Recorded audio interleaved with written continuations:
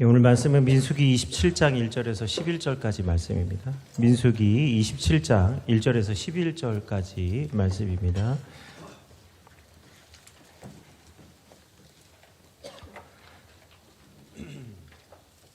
우리 찾으신 줄 알고 한 절씩 교독하겠습니다. 요셉의 아들 므낫세 종족들에게 므낫세의 현손 마길의 증손 길르앗의 손자 헤벨의 아들 슬로브앗의 딸들이 찾아왔으니 그의 딸들의 이름은 말라와 노아와 호글라와 밀가와 디르사라.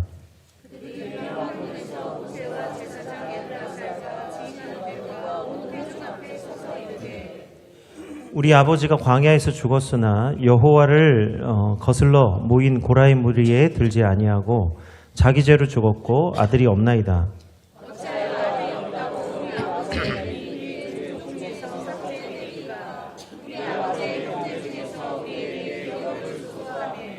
모세가 그 사연을 여호와께 아뢰니라. 슬로브앗의 딸들의 말이 옳으니 너는 반드시 그들의 아버지의 형제 중에서 그들에게 기업을 주어 받게 하되 그들의 아버지의 기업을 그들에게 돌릴지니라.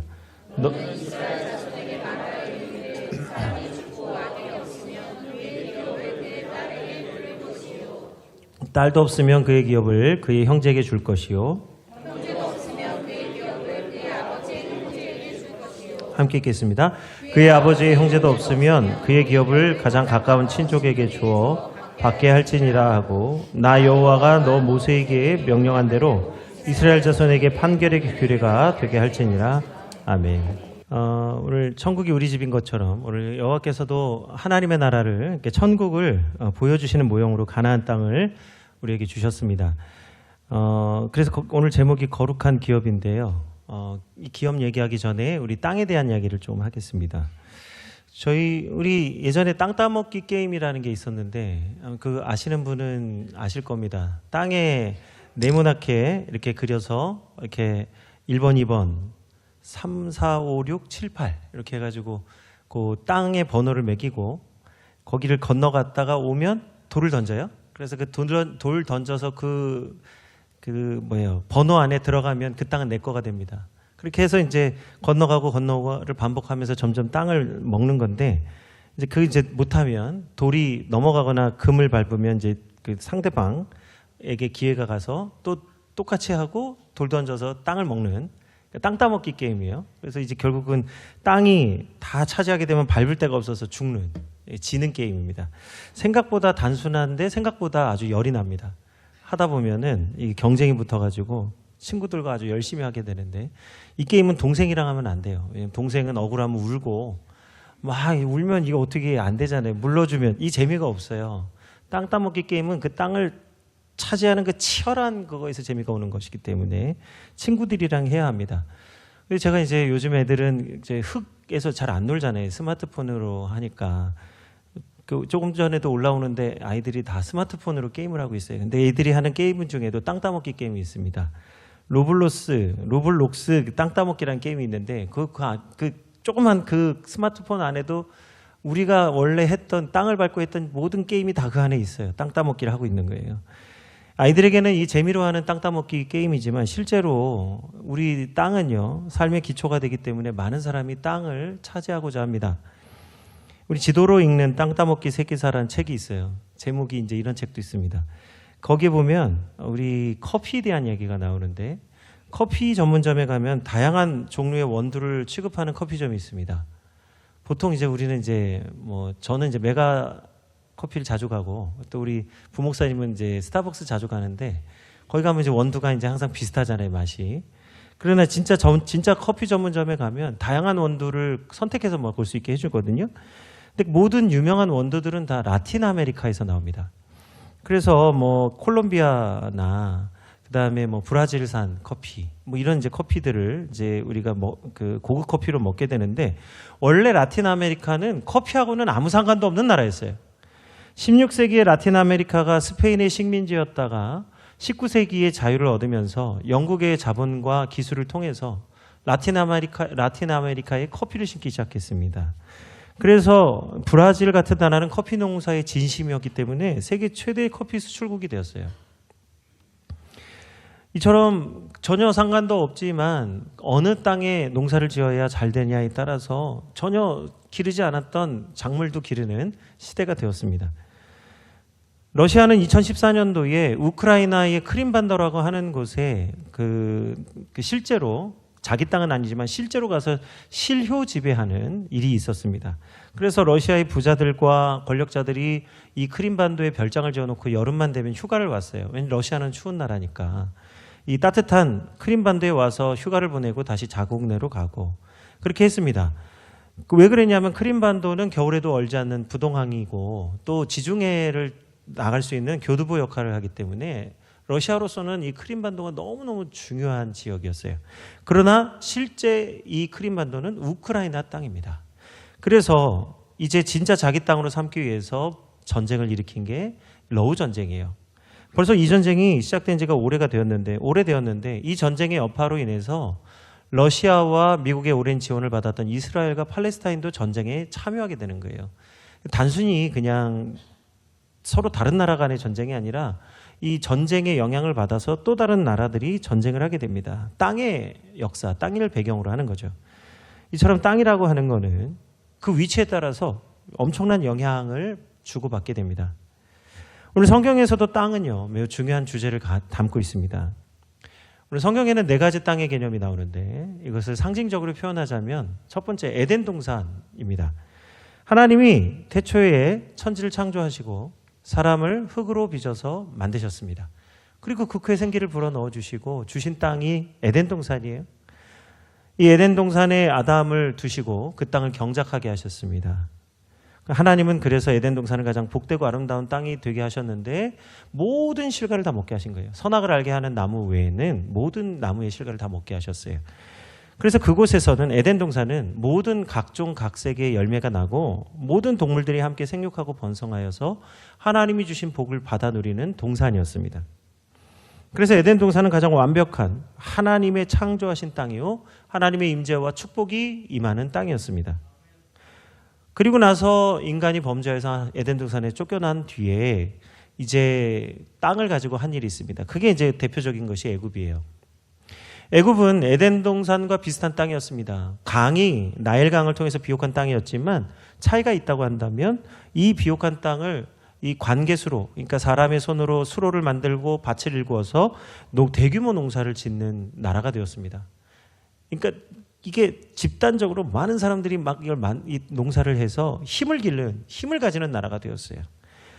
창세기에 보면 요셉의 활약으로 애굽의 대부분의 땅과 애굽의 모든 그 민족이 바로의 종이 되었습니다. 애굽은 막대한 노동력과 힘을 가지고 세워진 나라가 됩니다. 그래서 애굽에는 먹을 것이 풍부했지만 바로의 지배를 받아서 종살이하는 나라, 진정한 자유가 없는 나라였어요. 많이 먹고 배부를 수는 있지만 자유할 수 없는 나라가 애굽입니다. 그것이 인간의 힘과 인간의 자본을 가지고 만든 나라의 특징이죠. 그래서 세 번째는 광야의 땅으로 하나님이 이스라엘 백성을 인도하셨습니다. 광야는요, 모든 것이 부족한 곳이에요. 누구도 그곳에 살지 않습니다. 그러나 오늘 애굽을 출애굽하게 하신 하나님이 이스라엘 백성들에게 광야로 인도하셨어요. 광야는 물도 없고 양식도 없고 길도 없는 땅이었습니다. 그래서 누구도 차지하지 않는 마른 땅 같은 곳이에요. 주인 없는 땅에서 그들은 하나님의 돌보심과 인도하심을 경험하면서 이스라엘의 광야 속에서 진정한 자유와 예배를 드리는 기쁨을 누리게 하셨습니다. 먹을 것은 없지만, 마실 것은 없지만 대신에 하나님을 예배하고 하나님이 주시는 은혜를 누릴 수 있는 곳이 광야였습니다. 그래서 이스라엘 백성들은 애굽에서의 생활과 정반대의 생활을 광야에서 한 것이에요. 그리고 오늘 광야로 인도하신 하나님께서 믿음을 가진 이스라엘 백성들에게 주신 복이 약속의 땅 가나안입니다. 가나안은 여호와를 기업으로 삼은 자들에게 주신 땅이었어요. 이스라엘 백성들은 가나안 땅에 살 때에 하나님의 언약을 따라 살고 오늘 그들이 수고하고 열심히 수고해서 그들이 노력한 것에 대한 결실의 열매를 맺게 되었습니다. 거기에 하나님은 이른 비와 늦은 비로 축복하여 주셔서 오늘 풍성한 열매를 맺게 해주셨습니다. 그래서 가나안 땅에서 이스라엘 백성들은 하나님이 주신 것에 감사하는 10의 1조와 하나님의 것이라고 하는 이 첫 것에 대한 은혜를 기억하게 하셨어요. 이게 부르심이죠. 선택이죠. 오늘 그래서 가나안은 하나님의 선택과 하나님의 부르심에 대한 은혜와 그 축복을 누리는 땅이었습니다. 이처럼 땅이라고 하는 것은요, 하나님의 은혜를 나타내는 특징이 있어요. 하나님은 아브라함에게 언약과 함께 가나안 땅을 보여주셨습니다. 언약을 주시면서 땅을 보여주셨어요. 그래서 성경에는요, 가장 많이 등장하는 단어 중에 하나가 땅입니다. 가장 많이 등장하는 단어는 여호와, 하나님, 예수 그리스도 외에 땅이 5번째예요. 오히려 언약이라고 하는 이 언약의 말씀은 680회 정도가 나오고 땅은 2500회 정도가 나오니까 하나님의 언약의 상징이 땅이라고 할 수 있습니다. 그래서 땅이라고 하는 이 땅은요, 공간을 상징하는 공간을 뜻하는 스페이스가 있고 장소를 뜻하는 플레이스라고 할 수 있어요. 두 가지가 있습니다. 스페이스는요, 쉼과 안식이 있는 곳이고 모든 사람이 함께 누릴 수 있는 곳입니다. 누가 그것을 차지할 수 있는 곳이 아니고 모든 사람이 그곳에서 함께 은혜를 누릴 수 있는 공간적 개념이 스페이스예요. 땅이라고 하는 개념에. 그리고 플레이스라고 하는 것은 내가 밟고 있는 이 자리를 통해서 자신의 삶과 자신의 신앙을 점검할 수 있는, 다시 말하면 하나님 앞에 부르심을 점검할 수 있는 정체성을 확인하는 장소입니다. 그래서 이스라엘 백성이 애굽에 있을 때, 광야에 있을 때, 가나안에 있을 때 그들이 기업으로 받는 땅에서 그들이 속한 그곳에서 하나님의 임재와 하나님의 은혜를 경험하는 장소가 되게 하신 거예요. 그래서 특별히 하나님은 가나안 땅에 들어간 이스라엘 백성들에게 이 가나안 땅은 너희에게 영구히 주는 것이 아니라 일시적인 것이다. 이것은 장막이다. 영원한 본향은 따로 있다고 말씀하시면서 그들에게 희년의 제도를 주셨습니다. 그러니까 희년의 제도는 장차 바라볼 영구한 도성, 하나님의 나라를 바라보게 하기 위해서 그들에게 주신 은혜의 희년이라는 거예요. 레위기 25장 10절에서 13절입니다. 너희는 50년째 해를 거룩하게 하여 그 땅에 있는 모든 주민을 위하여 자유를 공포하라. 이 해는 너희에게 희년이니 너희는 각각 자기의 소유지로 돌아가며 각각 자기의 가족에게로 돌아갈지며 그 50년째 해는 너희의 희년이니 너희는 파종하지 말며 스스로 난 것을 거두지 말며 가꾸지 아니한 포도를 거두지 말라. 이는 희년이니 너희에게 거룩함이니라. 너희는 밭의 소출을 먹으리라. 이 희년에는 너희가 각각 자기의 소유지로 돌아갈지니라. 아멘. 희년이 되면, 50년이 되면 모든 묶여진 자들을 다 자유롭게 하고 종이 되었던 사람은 다 자기의 고향으로 돌아가게 하고 또 그 밭에 난 소출은 먹되 자연이 난 것은 먹지 말라는 거예요. 땅을 쉬게 하라는 거예요. 이것은 땅은 여호와의 것이니 오늘 너희들은 이 땅에서 거류민이요 나그네로서 나와 함께 있는 자들이라. 그리고 영원한 도성, 하나님의 은혜와 하나님 나라를 사모하면서 사는 백성인 것을 알게 하기 위해서 희년을 주십니다. 그래서 레위기 25장 23절에 땅에 대한 진정한 땅이 무엇인지를 말씀해 주시는 진정한 말씀이 있어요. 토지를 영구히 팔지 말 것은 토지는 다 내 것임이니라. 너희는 거류민이요 동거하는 자로서 나와 함께 있느니라. 아멘. 거류민이라고 하는 것은 나그네를 말합니다. 동거인이라는 것은 함께 동거하면서 살아가는 사람들이라는 거예요. 제가 이번 주에 기도하는 시간을 가지면서 그 가정에 대한 은혜를 다시 한번 새롭게 생각하게 됐는데, 우리가 예수님도 그 말씀하셨죠. 바리새인들이 7 형제가 있는데 그 가운데에 모든 형제가 다 자식이 없이 죽고 그의 형수가 첫째로부터 7째까지 다 결혼을 해서 자식 없이 다 죽었습니다. 그래서 하나님 나라에 가면 누가 네 아내가 되겠습니까? 이 여자가 누구의 아내가 되겠습니까? 할 때 너희가 하나님의 나라도 천국도 부활도 알지 못하는 거로 이렇게 질문한다고 말씀하셨어요. 이 말씀의 뜻이 무엇이냐면 우리가 이 땅에 살 때는 좀 가정에 속해 있어서 부부로 함께 사랑하고 서로 섬기고 살아가지만 하나님 나라에 가면요, 이제는 이런 부부모와 자녀만 사랑하는 관계가 아니라 이 땅을 살아갔던, 믿음으로 살아갔던 모든 우리 형제 자매들이 다 하나님 나라에서 거류민이요 동거인으로서 함께 하나님 나라에 똑같은 모습으로 서로 사랑하면서 살아가게 된다는 거예요.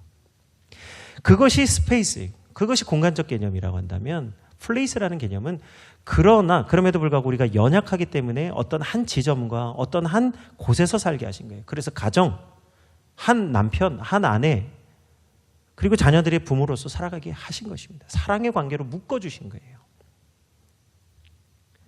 그러나 근본은 우리가 근본은 뭐예요? 우리는 거류민이며 나그네로서 하나님과 함께 살아가는 자들이라는 거예요. 그래서 우리의 영원한 본향은 하나님의 나라인 것입니다. 그래서 하나님은 가나안을 통해서 영원한 본향을 사모하게 하신 거예요. 이 하나님이 아브라함에게 보이신 이 언약이 430년 뒤에 성취될 때에 이스라엘 백성들에게 하나님이 가나안 땅을 주신 것은 그들의 소유, 그들의 어떤 목적, 그들이 먹고 마시는데 땅만 바라보고 살기 하기 위해서 가나안 땅을 주신 것이 아니라 가나안 땅을 통해서 영원한 본향이신 하나님의 나라를 사모하고 더 나은 본향이 있음을 깨닫게 하기 위해서 오늘 여호와의 기업으로 가나안 땅을 주신 줄 믿습니다. 이 말씀은 오늘 우리들에게도 동일한 말씀이에요. 우리가 섬기고 있는 우리가 밟고 있는 모든 것이 사실은 내 것이 아니라 하나님의 것이고 그것을 통해서 하나님의 영광을 나타내기 위해서 주신 기업이라는 거예요. 이것이 이스라엘 백성들에게 가나안 땅을 주신 이유요. 이것이 오늘 우리에게 기업을 주신 이유입니다. 우리가 지금 기업을 섬기고 있고 일터에서 일을 섬기고 있는 성도들이라면 그것은 하나님이 나를 축복해 주시는 축복의 통로일 뿐만 아니라 그것을 통해서 장차 영원한 하나님의 나라를 바라보게 하시는 길이 되게 하신 줄로 믿습니다. 오늘 서울신대 구약학 교수인 권혁승 교수님이 땅이라고 하는 이 히브리어의 두 단어를 가지고 땅의 진정한 의미를 설명하신 말씀이 있어요. 성경에 보면 땅을 지칭하는 히브리어 두 단어가 있는데 첫 번째는 아다마가 있고 두 번째 에레츠가 있습니다. 아다마는 불다라고 하는 아담에서 나온 거예요. 아돔이요. 에돔이라고 하는, 우리가 성경에 에돔이라고 하는 불다라고 하는 그 에돔이라는 말이 사실은 아돔인데 오늘 산에서 흘러내려온 그 퇴적층, 골짜기에 쌓이는 그 퇴적층은 붉은 땅인데 그래서 이제 불다라는 뜻의 아다마가 되었습니다.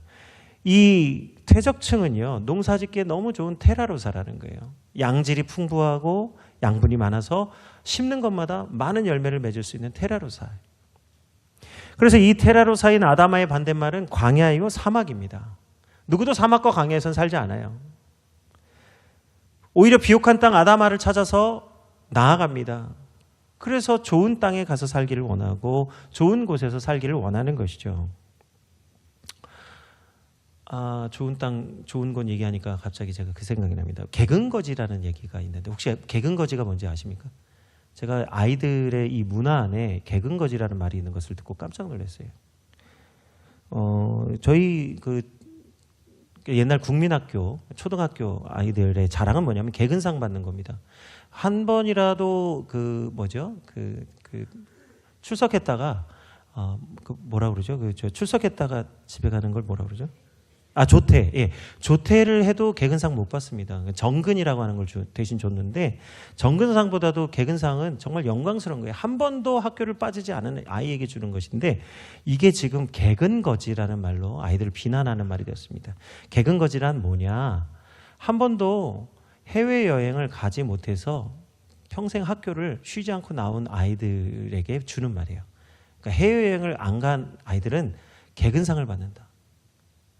그래서 그 개근거지라고 하면서요, 놀리면서 얘네 집은 가난해서요, 한 번도 해외여행도 못 갔어요. 그래서 얘는 개근거지예요. 이게 자랑할 것이 비난할 것으로 바뀌는 이 문화 안에 이 아다마와 에레츠가 있는 거예요. 오늘 땅을 바라보고 사는, 좋은 것을 바라보고 사는 아다마. 그래서 아이들끼리도 그런 말 하잖아요. 아다마, 너는 어느 집에 사냐? 너는 어떤 아파트에 사냐? 그랬더니 또 재밌는 얘기가 있습니다. 엄마, 저기 내 아파트가 있어요. 그래서 야, 네가 아파트가 있냐? 부모님도 모르는 아이가 내 아파트가 있다고 그래서 네 아파트가 어디 있는데 했더니 저기요 했더니 그 아파트가 뭐냐면 LH 아파트예요. 무슨 말인지 이해가 안 되시죠? LH를 영어로 LH인데 한글로 보면 그게 내 아파트로 읽은 거예요. 그래서 엄마가 네 아파트가 어디 있냐 물어봤는데 저 LH 아파트를 내 아파트라고 그렇게 해가지고 서로 이제 소통이 잘 안 된 거죠. 오늘 아이들이 어느 아파트에 사느냐에 따라서 서로를 차별하는, 그러니까 아다마죠. 이게 아다마는 결국 이렇게 되는 거예요. 그런데 이 아이들의 그 아다마가 어디서 오겠습니까? 그 부모들의 아다마에서 오는 거 아니에요. 부모의 가치관에서 오는 거거든요. 오늘 비옥한 땅 아담아와 같이 에레츠라고 하는 것은요, 조건과 상관없이 하나님의 관점으로 바라보는 땅을 에레츠라고 말하는 거예요. LH가 아니고 에레츠입니다. 에레츠는 하나님이 창조하신 하늘과 바다와 땅이라고 하는 이 하나님이 만드신 공간에 대한 오늘 이해가 있는 거예요. 하나님이 하늘과 바다와 땅을 지어주신 것은 하나님이 창조하신 모든 생물들에게 복 주시기 위해서 만드신 공간입니다. 그래서 아담아가 먹고 살기에 좋은 땅이라고 한다면 에레츠는 하나님의 통치와 하나님의 은혜가 임하는 땅입니다. 그래서 하나님은 아담아가 아니라 에레츠를 귀하게 여기시는 거예요. 사람이 떡으로만 살 것이 아니라 하나님의 입에서 나오는 모든 말씀으로 살 것이라 하신 이 말씀도 사실은 에레츠의 관점에서 나오는 말이에요. 오늘 성경에서 하나님이 말씀하시는 땅의 의미란 곧 여호와 하나님의 통치하시는 땅, 곧 에레츠, 여호와 하나님을 믿고 섬기는 자들의 오늘 삶을 지칭하는 말씀입니다. 오늘 슬로보앗이 있었는데, 오늘 본문의 말씀에 슬로보앗이 있었는데 그는 므낫세 지파 사람이었습니다. 요셉의 쌍둥이 형제인 므낫세 이브라임 중에 므낫세 지파 사람이었는데 그는 광야에 있다가 그만 죽고 말았어요. 그런데 이 슬로보앗에게는 5명의 딸이 있었습니다. 아들 없이 5명의 딸들만 있었는데 고대 사회뿐만 아니라 모든 사회는 대부분 아들이 그 가문과 기업을 물려받게 됩니다. 그래서 이제 가나안에 들어가면 모두가 이 12지파 모두가 땅을 기업으로 분배받게 되는데, 그래서 하나님은 가나안에 들어가기 전에 한 번 더 이스라엘의 총회를 계수하십니다.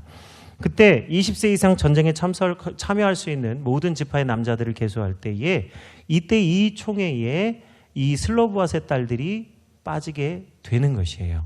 그 말은 이제 여호와의 기업으로 주시는 땅을 분배받지 못한다는 것입니다.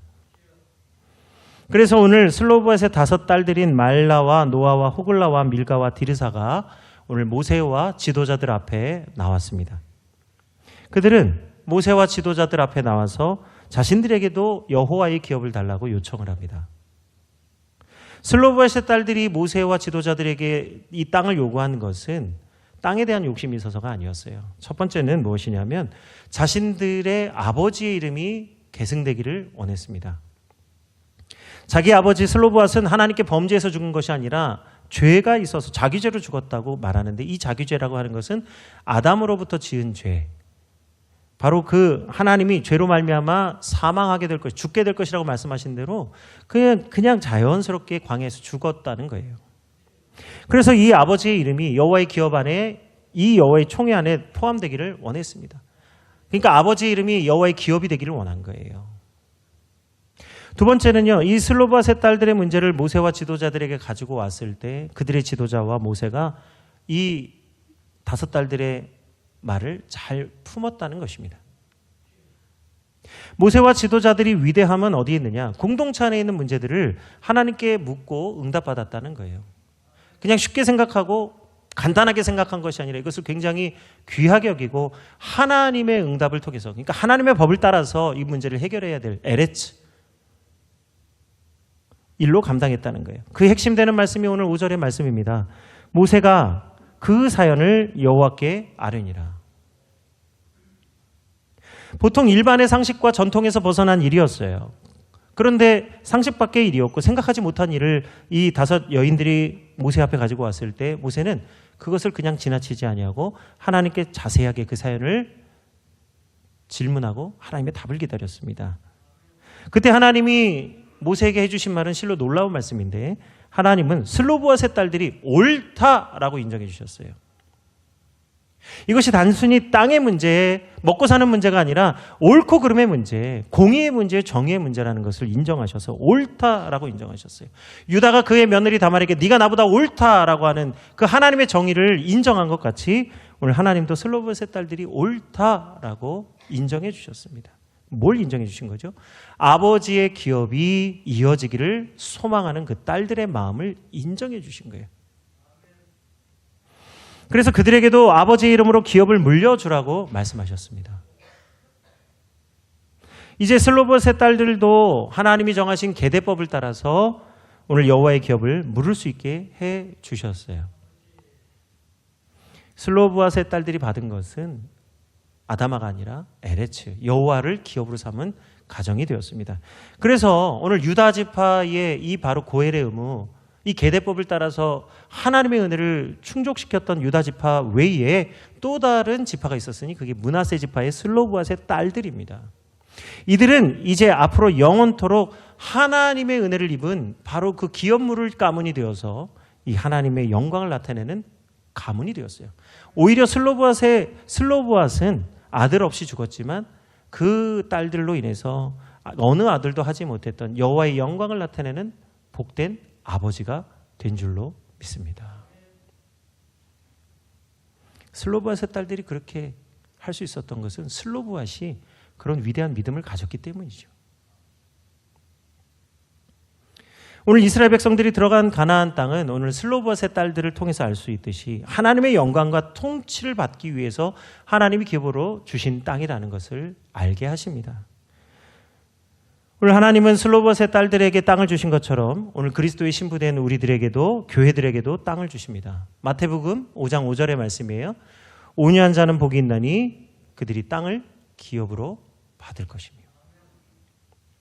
온유하다라는 말, 이 온유하다라는 말을 우리 성도님들 어떻게 생각하십니까? 우리 온유하다라 하면 겸손하고 그러니까 그 잠잠하고 무조건 해라 하면 예 하고 그런 모습을 상상하실 거예요 아마. 그런데 오늘 이 온유하다라는 말 프라위스, 이 헬라어 프라위스는요 그런 뜻이 아닙니다. 원래는 이 온유하다라는 말 프라위스는요 달리는 말에게 사용했던 말이에요. 달리는 말이요. 오늘 길들이지 아니한 야생마는 길들이지 않은 야생마는요 결코 탈 수가 없습니다. 그 야생마의 등에 안장을 얹었다가는요 길길이 날뛰기 때문에 탈 수가 없어요. 그러나 이 야생마를 조련사가 오랜 시간 조련을 하게 되면 그 주인의 말에 순종하게 되고 어디로 이끌든지 주인을 이끌고 갑니다. 전쟁터에 가면요 칼과 창이 막 앞에서 번쩍거려도 전혀 놀라지 않고, 원래 말은 잘 놀라거든요. 말은 잘 놀랍니다. 그런데 오히려 이 조련을 통해서 훈련된 말은요 칼과 창이 눈앞에 번쩍거려도 결코 놀라지 않고 주인의 뜻을 따라서 움직이게 됩니다. 말이 주인을 신뢰하고 주인이 말을 믿을 수 있을 때 그때 그 말에게 붙여주는 말이 프라위스예요. 온유하다라는 말을 쓰는 거예요. 그러니까 오늘 성경에서 말하는 온유함이라는 것은 그 주인과 한마음 한뜻이 되어서 주인의 통치를 받는 것을 말하는 거예요. 오늘 하나님이 모세를 향해서 뭐라고 말씀하셨습니까? 이 사람 모세는 온유함이 모든 지면의 사람보다 승하다. 승하다고 말씀하셨어요. 뛰어나다. 이때 하나님이 모세에게 말씀하신 온유함은 겸손하다는 말이 아니라 어떤 상황에도 하나님의 말씀을 듣고 그 말씀에 순종하는 사람이라고 인정해 주신 말씀이에요. 하나님이 우리에게 행하시는 모든 일들이 선하심을 믿을 때 지금 내 앞에 어떤 상황과 어떤 일이 일어날지라도 하나님이 신실하심을 믿고 순종하며 나가는 사람이 바로 온유한 사람이 된 줄로 믿습니다. 그래서 온유한 사람은 복이 있나니 땅을 기업으로 받는다. 금생과 내생에 복이 있으리라. 이제 오늘 어제죠. 어제 2시쯤부터 우리 은혜 집사님, 김은혜 집사님이 이제 산통에 와서 병원에 갔습니다.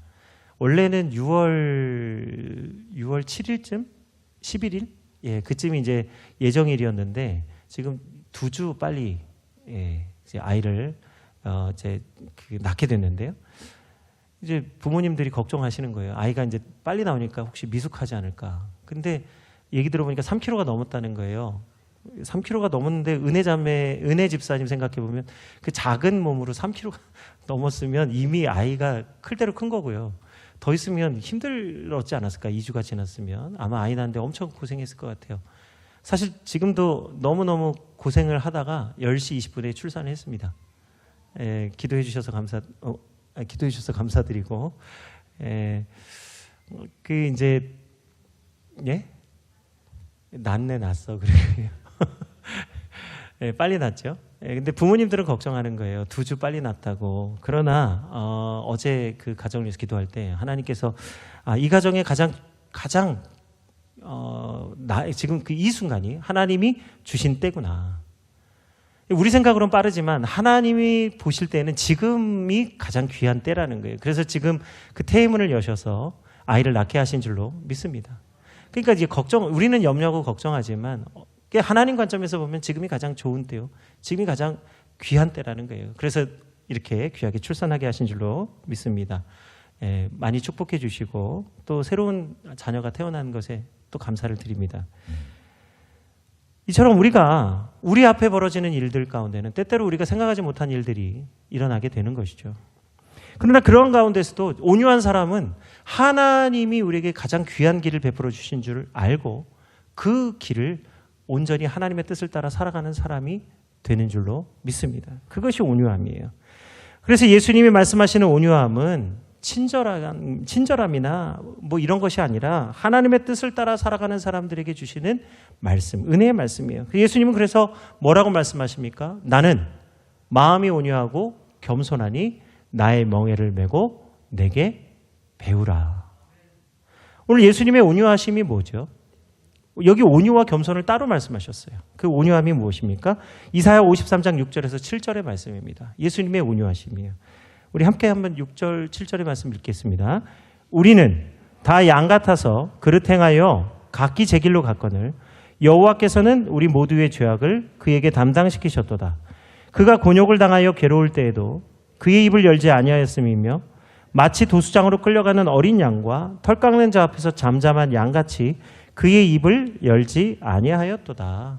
아멘. 하나님이 이끄시는 그 길로 갈 때에 그의 입을 지키고 입술을 지키고 마음을 지켜서 하나님이 정하신 그 길로 달려가는 것, 그것이 예수님의 온유하심이라는 거예요. 예수님의 입장에서 보면 우리들의 죄를 대신 담당하시는 것이 어찌 보면 억울하고 답답한 일이 될 수 있겠지만 그것을 결코 탓하거나 원망하지 않으셨다는 거예요. 오늘 그 온유와 겸손으로 멍에를 메신 예수님은 온 땅의 주인이 되어서 만왕의 왕이 되셨습니다. 이와 같이 예수님은 온유한 자는 복이 있나니 땅을 기업으로 받을 것이라고 말씀하여 주셨어요. 그래서 오늘 우리 창민의 모든 성도들이 오늘 슬로브앗의 5 딸들과 같이 여호와 하나님을 온전히 자신의 기업으로 삼고 온유함으로 땅을 차지하는 성도들이 다 되시기를 주의 이름으로 축원드립니다. 이번에 이제 우리 주일학교 예배 시간을 변경하면서 이제 7월 첫 주부터 이제 변경이 될 건데요. 사실 제일 먼저 변화되어야 될 것이 무엇이냐? 사실은 예배 시간의 변화와 함께 변화되어야 될 것은 우리 예배입니다. 예배 시간을 바꾸는 것은 간단할 수 있어요. 주일학교 예배 9시를 11시로 옮기는 거. 그냥 시간만 옮기면 되겠죠. 거기에 맡은 사람들이 그 일을 감당하면 되겠죠. 그렇게만 하면 그 부서에는 아무 문제가 없어요. 그러나 오늘 주일학교 예배 시간을 변경하면서 우리가 그 변화 속에서 진정으로 변화될 것이 무엇인지를 깊이 생각하고 우리의 예배를 새롭게 하는 것이야말로 진정한 변화의 시작이 될 줄로 믿습니다. 이게 하나님이 주시는 은혜죠. 우리가 이 예배 시간을 바꾸는 것이 우리의 편리나 우리가 좋은 것을 택하는 것이 아니라 하나님이 원하시는 뜻을 이루기 위해서 곧 아다마가 아니라 에레츠가 되기 위해서 함께 몸부림치고 함께 고민하는 장이 되어야 된다는 얘기예요. 그래서 예배의 시간만 바뀌는 것이 아니라 오늘 우리 모든 성도들의 가정과 우리 자녀들의 삶이 바뀌는 바로 하나님의 통치가 임하는 에레츠가 되어야 오늘 진정으로 오늘 우리의 예배가 복이 될 줄로 믿습니다. 시간의 변화는 오늘 우리 본질의 변화가 따라와야 그것이 복되는 것이에요. 그렇지 않으면 시간의 변화는 그냥 시간만 바뀔 뿐이라는 것이죠. 지금 우리가 바꾸고자 하는 것은 우리 본질의 변화를 가져오자는 거예요. 어찌 보면 지금까지 우리는 정해진 시간과 맹목적인 틀을 따라서 예배의 틀을 따라서 살아왔고 예배했는지도 모릅니다. 그러나 이것을 진정으로 깨트릴 수 있는 슬로브앗의 딸들의 지혜와 같이 여호와 하나님의 은혜와 기업을 바라는 자들에게 반드시 하나님은 놀라운 축복을 베풀어 주실 줄 믿습니다. 제가 이번 기도하는 시간을 가질 때 우리 권사님이 저에게 추천해 주신 책 한 권이 있었어요. 그 책에 보니까 이런 내용이 나옵니다. 이건 세상 사람들의 얘기지만 세상 사람들이 지혜를 통해서 우리가 믿는 사람이 더 지혜를 가져야 되는 것이에요. 어떤 커피숍에서 일하는 종업원이 있었는데 그는 그가 6년 동안 그 커피숍에 일하면서 누구보다도 그 커피숍 종업원의 일을 최선을 다해서 일했어요. 그래서 그 커피숍은 외딴 곳에 잘 알려지지 않은 커피숍이었는데도 불구하고 다른 어떤 커피숍보다도 엄청난 매출을 올리는 커피숍이 되었습니다.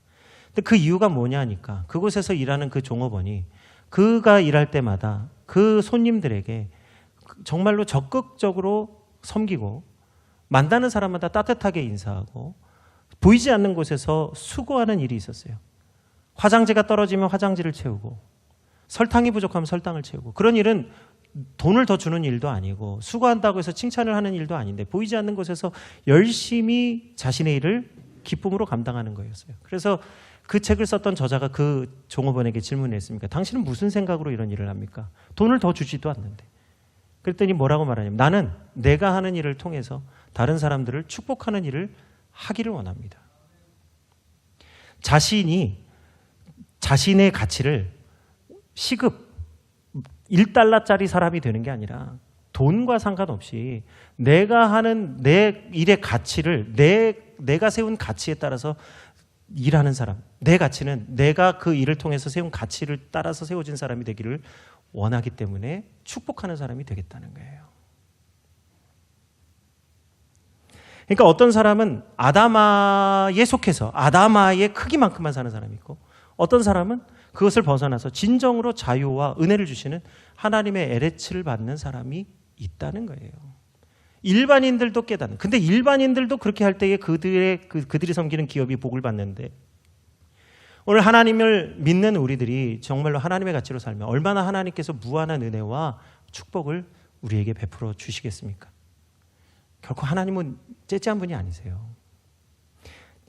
고생만 하다가 가게 하지 않으세요. 진정으로 우리가 믿음으로 하나님의 일을 감당하면 하나님은 우리가 생각하지 못한 1000배, 10,000배의 복으로 우리에게 갚아주시는 하나님 되신 줄 믿습니다. 그게 가나안의 약속이에요. 이제 오늘 하나님의 통치가 우리 가정을 통해서 우리 가정에 깃들어 있는 이 세상의 가치를 깨트리고 또 우리 창민교회에 있는 정말 세상의 것들을 깨트리고 정말로 하나님의 가치가 회복되고 하나님의 은혜가 회복되는 진정한 성도들로 살아가시기를 주의 이름으로 축원드립니다. 우리 함께 찬양하겠습니다.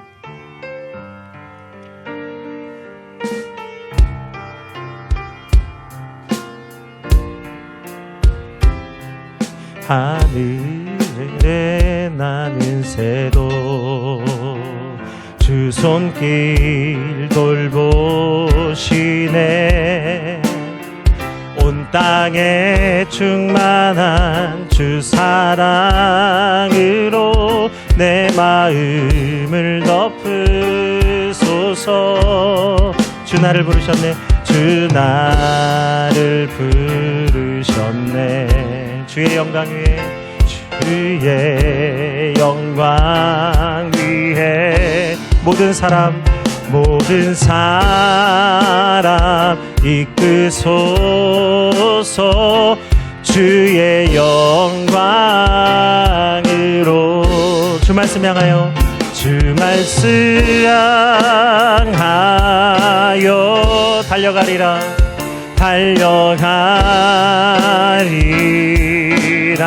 힘도 아니 능도 아니 오직 성령으로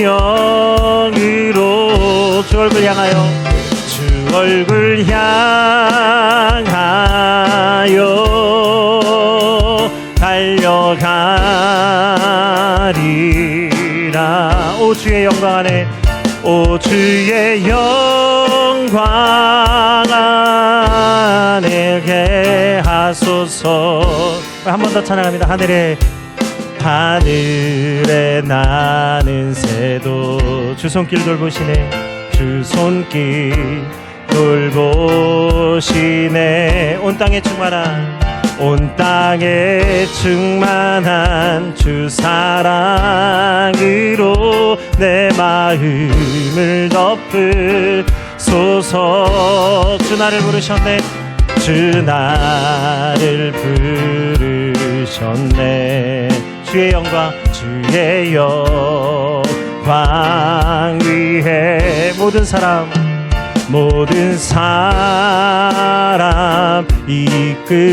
이끄소서.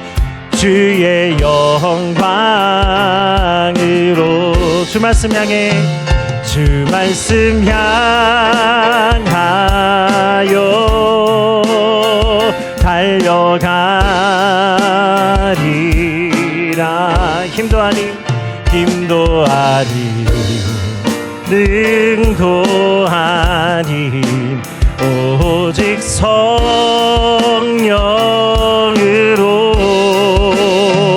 주 얼굴 향하여 달려가리라.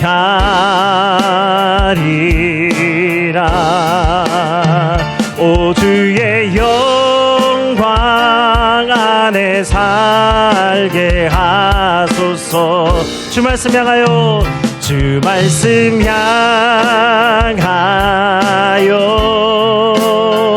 달려가리라. 힘도 아닌 능도 아닌 오직 성령으로 주 얼굴 향해 주 얼굴 향하여 달려가리라. 주의 영광 오 주의 영광 안에 살게 하소서. 아멘. 이제 우리 함께 기도하겠습니다. 우리 말씀과 찬양한 대로 하나님의 은혜 안에 살게 하시고 나의 능력이 아닌 오직 성령으로 주의 통치하심을 받으며 승리하는 성도들이 되게 하여 주옵소서. 슬로바스의 딸들과 같이 하나님의 기업 여호와의 기업이 되기를 원하며 하나님 나를 통하여 역사해 주시고 인도하여 주옵소서. 오늘 나를 사용해 주실 하나님을 구하며 기도하겠습니다. 주의 이름으로 기도합니다. 주여 아버지 하나님 감사합니다. 오늘 나를 사용하여 주시고 나를 통하여 역사를 이루실 하나님을 찬송하며 나아갑니다. 하나님 오늘 슬로봇의 딸들과 같이 기업이 없는 자에게 아버지 약한 자들에게 하나님 은혜를 구하는 자들에게 하나님 여호와께서 기업이 되어 주시고 그들을 통하여 역사하여 주시고 그들의 연약함과 부족함을 하나님 돌아보시며 함께 하시고 은혜를 베풀어 주실 여호와 하나님을 구하는 모든 성도들이 되게 하여 주옵소서. 하나님의 은혜를 구하오니 하나님 오늘 우리 가정을 돌보시고 우리 교회를 세워주시고 이 나라의 민족을 다시 한번 하나님의 은혜로 회복시켜 주옵소서. 아버지 우리 가정과 교회가 이 나라가 하나가 되어 하나님 앞에 서기를 원합니다. 은혜 없는 자들에게 은혜를 베풀어 주시고 하나님 여호와의 은혜를 구하는 자들에게는 하나님 한량없는 은혜로 갚아주셔서 다시 한번 하나님의 능력을 회복하고 주의 영광을 위하여 힘쓰는 우리 모든 성도들 되게 하시고 이 나라의 민족이 되게 하여 주시옵소서. 하나님 오늘 우리 가운데 하나님의 기쁨을 주시고 참으로 하나님이 정하신 희년의 때를 맞이하여 모든 묶음을 풀어주시고 모든 결박과 사슬을 풀어주셔서 진정으로 자유와 은혜를 누릴 수 있는 복된 성도들이 되게 하실 줄 믿사오니 다시 한번 하나님의 은혜 안에 또 주의 영광을 바라보는 모든 성도들 하나님의 은혜 안에 살게 하시는 모든 성도들이 다 되게 하여 주옵소서. 오늘도 함께 하시는 예수 그리스도의 은혜 안에 감사하며 기도드립니다. 사랑해 주님 감사합니다. 오늘 슬로봇의 딸들과 같이 기업을 얻지도 못하고 여호와의 총회에도 계수에도 들지 못한 자들이 있습니다. 연약한 자, 나그네 거류민과 아버지 하나님 잊혀진 자들을 기억하여 주옵시고 하나님께서 구하는 자에게 은혜를 주시며 하나님 간절히 찾는 자에게 만나주신 하나님 되어주시니 감사드립니다. 오늘도 하나님 소망을 품고 하나님 앞에 엎드린 모든 성도들을 축복하오니 슬로봇의 딸들과 같이 여호와의 기업을 얻는 자들이 되게 하여 주시고 하나님 맡겨주신 기업을 성심껏 하나님 온유한 자가 되어 섬길 때 하나님께서 땅을 기업으로 주시며 천배만배로 갚아주시는 복된 가정들이 다 되게 하여 주옵소서. 오늘 우리 예배를 회복시켜 주시고 하나님 예배를 통하여 우리 가정이 회복되기를 원합니다. 가정의 예배가 회복되게 하여 주시고 가정의 재단이 살아나게 하시고 우리 부모와 자녀들이 예수님과 함께 하나님과 함께 예배하는 가정이 되게 하시고 우리 하나님 우리 창민교회가 날마다 예배의 자리에서 하나님 믿음으로 승리하는 교회가 되게 하여 주옵시고 오늘 우리 교회를 통하여 섬기는 하나님 세상 곳곳에서 하나님의 영광과 능력이 나타나게 하여 주옵소서. 특별히 우리 성도들이 밤낮 없이 깨어서 나라 민족을 위해서 기도합니다. 하나님께서 사랑하시는 이 나라 민족을 택하셨사오니 하나님께서 선악간에 판단하여 주셔서 하나님의 공의와 정의가 회복되게 하여 주옵소서. 하나님 예레미야와 같이 유다 지파가 심판을 받아야 된다면 심판의 때가 임하게 하시고 하나님 회개하여 돌이켜서 변화를 받아 하나님 놀라운 영광을 나타내실 때가 되면 하나님 반드시 회개하여 역사를 이루는 민족이 되게 하여 주옵소서. 하나님께서 정하신 때에 그 때를 구별하여 하나님 겸손할 때는 겸손하고 힘차게 달려가야 될 때는 달려갈 줄 아는 지혜로운 성도들이 다 되게 하시고 나라와 민족이 되게 하여 주옵소서. 오늘도 우리를 이끌어 주실 예수 그리스도의 이름으로 감사하며 기도드립니다. 아멘.